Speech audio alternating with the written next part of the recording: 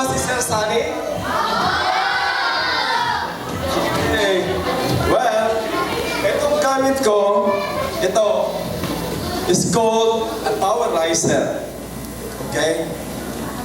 Ito, pwede kang Tumalon. lumukso sa taas nitong ating ito. Right? And you can jump, I guess like 3 cars in a row. And this is merong spring ito. Sino nakakita na nito sa inyo?